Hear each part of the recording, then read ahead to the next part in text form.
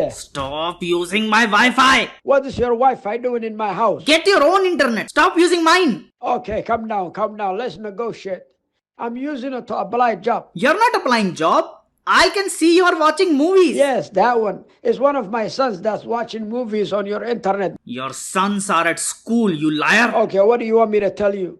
I don't have money. I'm broke. Fiber now starts at 35 Mbps for only 3,000 a month. Okay. And I will get internet tomorrow. I promise you.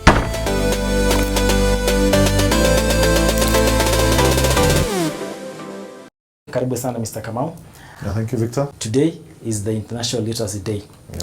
And every year this day is marked with different themes. But this year it's about the promotion of the literacy in the digital era. Okay. And we are glad to have you in studio. What we are trying to do today is to understand the role that JTL as a company, as a telco ISP, what role does it play in the promotion of literacy, especially around digital usage. To start us off, probably before we really try to understand what role you play as a company in the promotion of literacy in Kenya and regionally, maybe you could just shed some light so that those who are not familiar with the company, they would be able to understand who Jamii Telecom is, what are your products, what space do you occupy in the market, and what competitive advantages do you have that people can take advantage of when they take up your product, so that after that we can understand what role you play. Okay.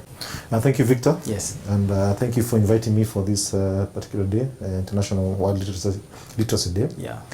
Yeah. To begin with, I think it's good to explain who JTL is. Yeah. Sure. In Kenya, when you talk about telecom companies, the way we classify them, or the way you can actually look at them in broad perspective in terms of who are they, what role do they play, and most importantly, the identity. Now, Jamii Telecommunications, we are very proud to say we are the only Kenyan company, 100% Kenyan company, Yeah. Occupying the top level, the top tier in the telecom sector. Now, what do I mean by that? It means that if you're to talk about mobility, JTL is one of the 3 mobile operators. If you're to talk about fixed connectivity, JTL is one of the 3 fixed operators. So one very critical, that we are 100% Kenyan owned. Yeah. Yeah, and we operate in the fixed network, Yeah. and also in the mobile through our fiber brand. So we have fiber mobile and we have fiber fixed. Okay. Yeah. So having said that, you need to understand the telecom sector. As I said, you can either categorize it as fixed, where you have the cables which are laid to your house, or mobile, whereby you use your device on the go. Now, I think in Kenya right now today, we probably have about 4 or 5 mobile operators. Actually, we have 4, and functional, let's say 3 of us. Yeah. And JTL is one of them. Now, our network spans, it's actually international. I think even Kass, you use it, you have Kass International. Yeah, in our broadcast. Part of that connectivity is actually enabled by JTL. Yeah. So we have what you call the international bit of it. That's what helps us to bridge Kenya and the rest of the country. Yeah. And then now we have the fixed connection, where you bring the cable to your house, and you have the mobile, where we enable you to use it. Access the internet. Access it. Yeah. So as a customer, looking for the best ISP, I want to install, internet in my home or in my business. Why would I choose JTL? Now, first of all, as I said, you and me, we're looking at each other. So it means most likely be able to understand your problems better than anybody else. Now, at JTL, we give it, as I said, we first take our time to understand our customers.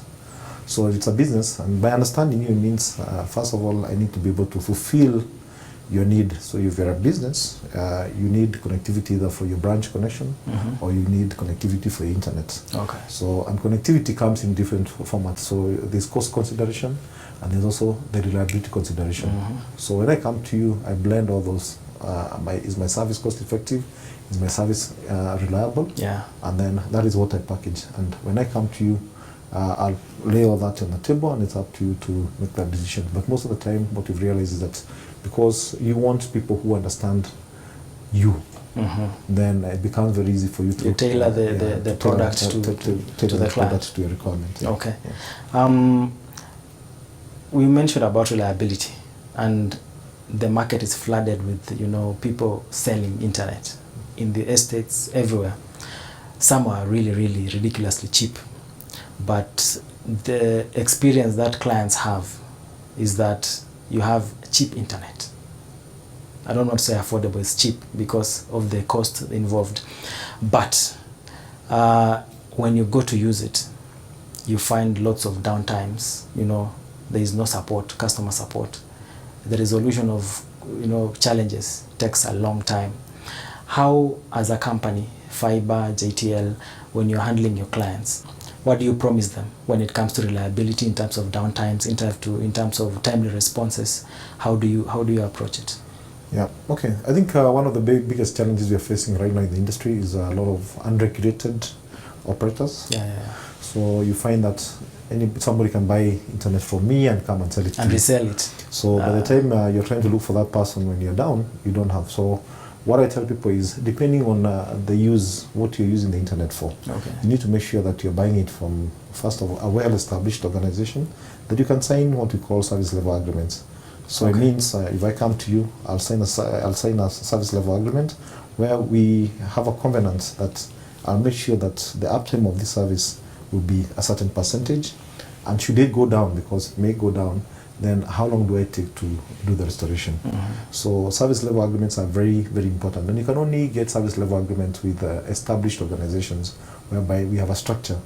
But when you're buying the internet from unstructured operators, either they are pirating on some infrastructure, and you find that maybe there's a cleanup going on by, let's say, the utility company. Yeah, there was something like that recently, where the Kenya Power was trying to realign the poles. How people use their poles. Yeah. So now, as a user, you want to buy a service from an operator who you know has formal arrangements with, with the infrastructure operators. Okay. Yeah. Before you go to answering the questions about world literacy, digital literacy, maybe you could just mention a few highlights of JTL as a company, because before as I was preparing for this interview, I noticed that JTL was, I think, the first company in Kenya to deploy was it 700 megahertz, the VoLTE technology, such milestones. What does that say about the company? Okay, first of all, we are very bold. If you look at our history, we are a company that first believes in our country. And all the things that we've done, we've pioneered. If you look at the history of the group, we've actually been on the forefront in the telecom sector. So it's not a sector we are here by accident. So if you look at the history of the connectivity in Kenya, may it be satellites who are there, maybe fiber who are there. And when it came to mobile, we had to find a way of getting into it, and that's why like the issue of being the first company to deploy 700. And then since we didn't want to get bogged down by old technology, that's how we shifted to voice over LTE, even before the devices started supporting it. You already laid down the infrastructure. Yeah, we put up the infrastructure. It's a very risky, it's not venture. It's a very risky venture.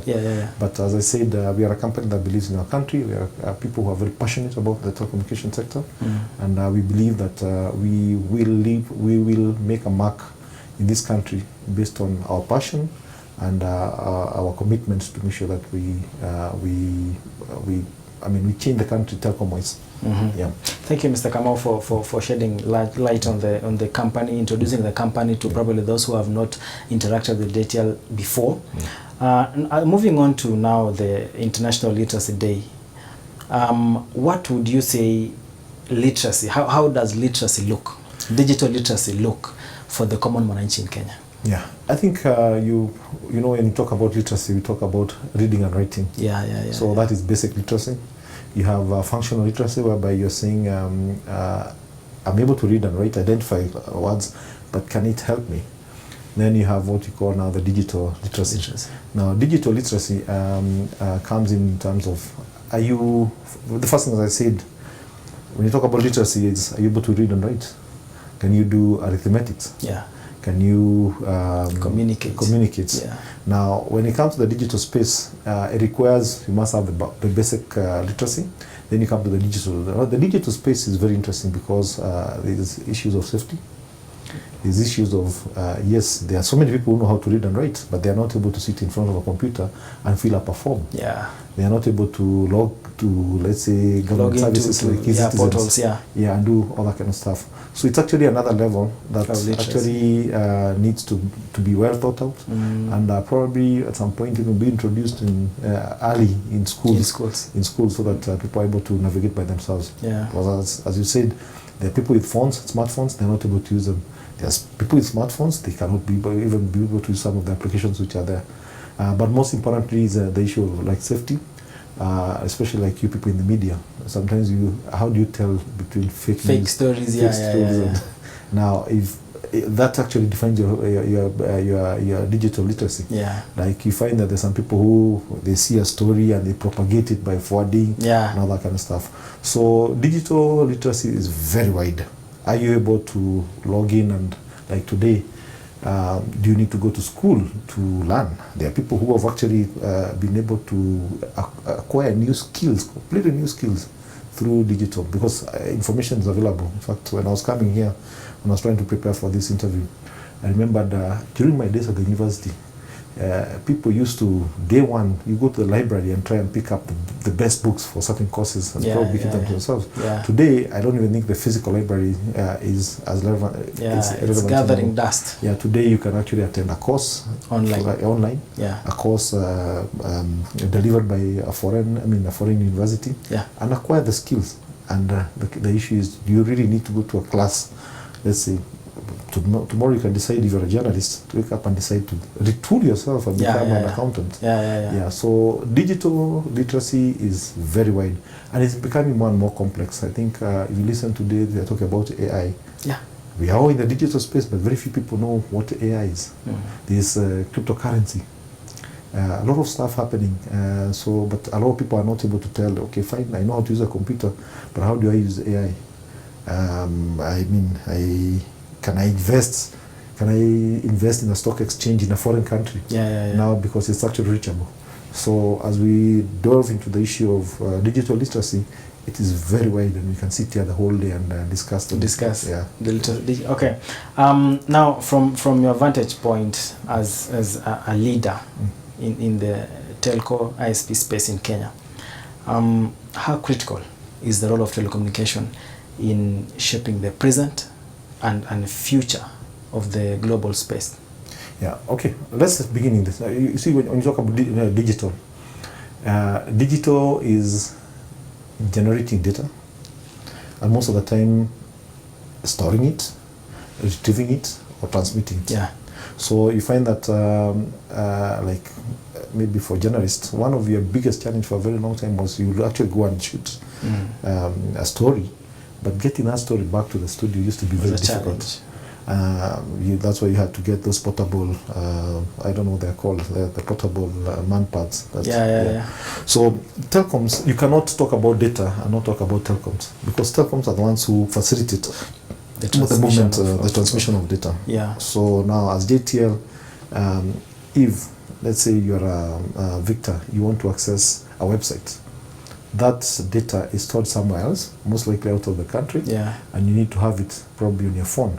So that means the telecom company comes in and bridges, make sure that your phone is working, and then on top of the phone working, make sure that that phone can access that information from wherever it's stored. So you cannot talk about digital and not talk about the telecom companies. So that's the place of telcos in connecting users and data. Think about this. You may have a smartphone without data. I'm sure you've experienced that. You can't do anything really. It feels very awkward. But the moment you have that data, you're able to send videos, you're able to receive information, and that's the role that the telecom company. And the same thing happens, like let's say if you have a class, you provide the computers to people, to students, and they don't have connectivity. It means they're just limited to probably what is stored. The programs that are installed in the machines. That computer.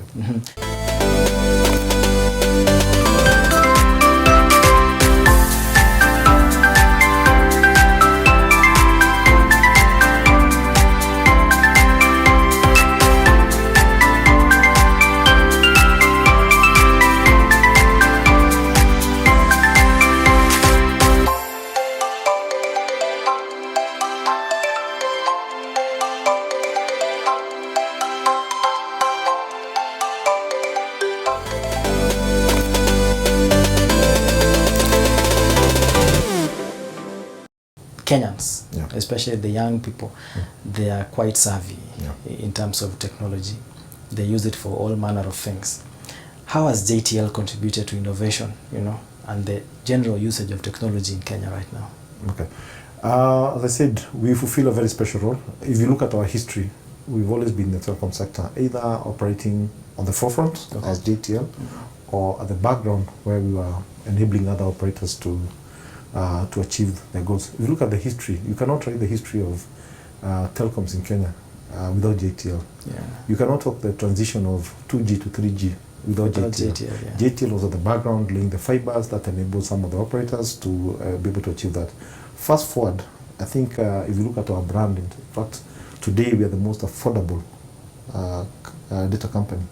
If you go to our website and look at the value, if you have 1,000 shillings, who gives you the best value in terms of all the operators? If you have 100 shillings, if you have 20 shillings, JTL is there. So as JTL, our contribution to the society is making sure that people have affordable, because we are not guided by some maybe stringent requirement by a foreign owner saying that you must extract this kind of money. For us, we're looking at how do we make sure that our kinsmen, our countrymen, are able to access data and improve their lives. So one of them is making sure that we have the most affordable data rates in the country. And mentioning about being the most affordable,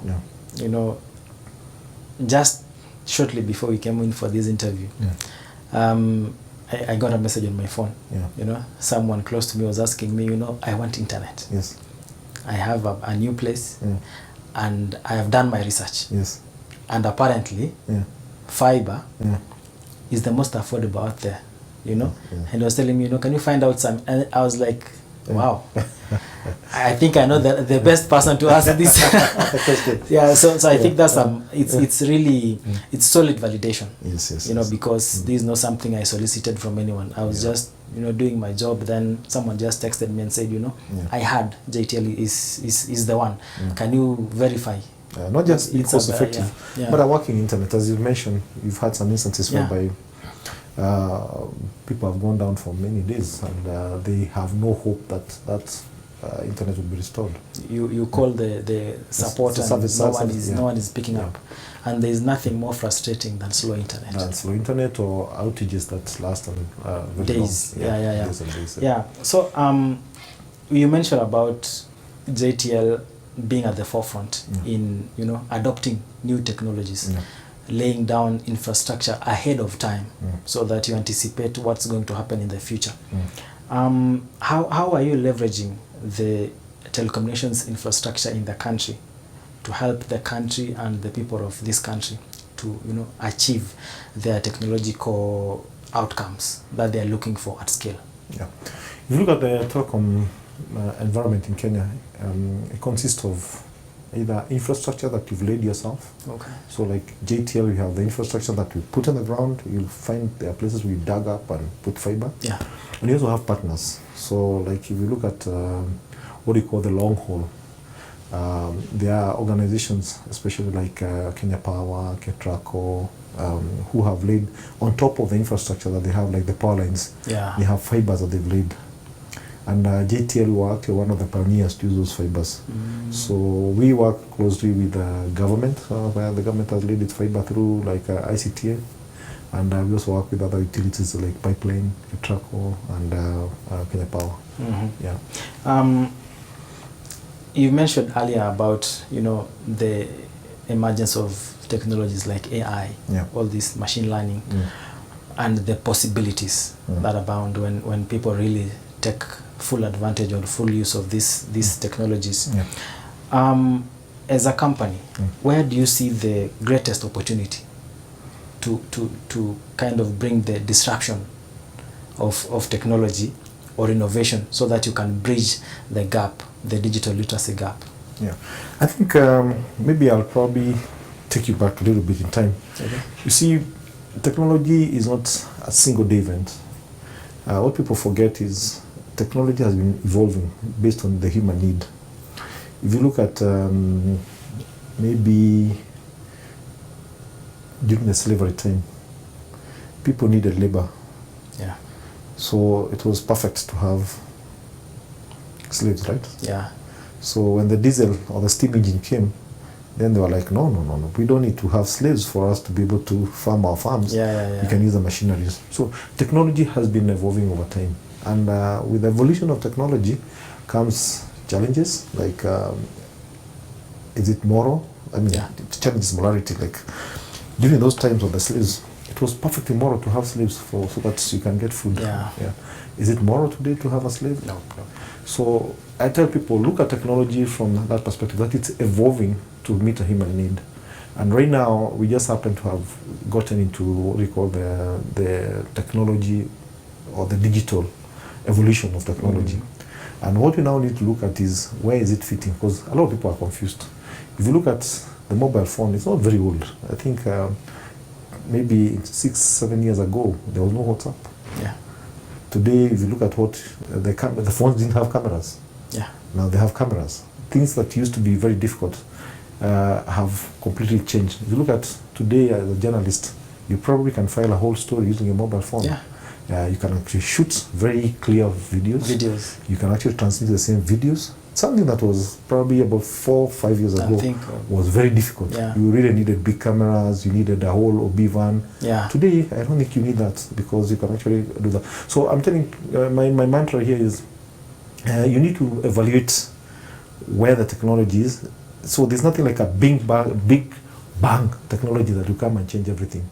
It is us to look at the needs, the human needs. Like right now, people are talking about AI. It means, like as a journalist, it used to take you a whole night to just type in a story. Yeah. Today you just need to put the theme and the story comes out much better than how it is. So on our end, as I said, we are focused as being a technology, a telecom company. But again, also the telecom sector is also being disrupted.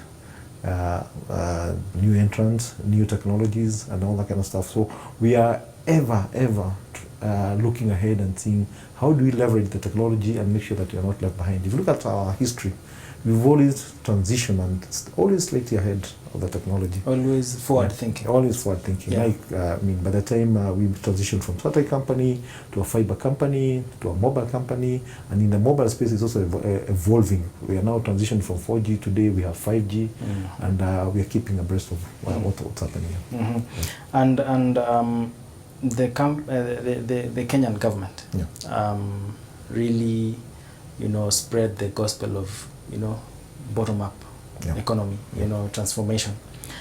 How or what unique value does JTL provide to the community to enable them to be part and parcel of this uplifting of people from the bottom up, especially using the aspect of technology? Yeah, I think, as I said, first you have the technology itself, whereby we are saying the digital services are becoming more and more elaborate. So, as I said, one of them is to make sure that the internet is accessible, it's affordable.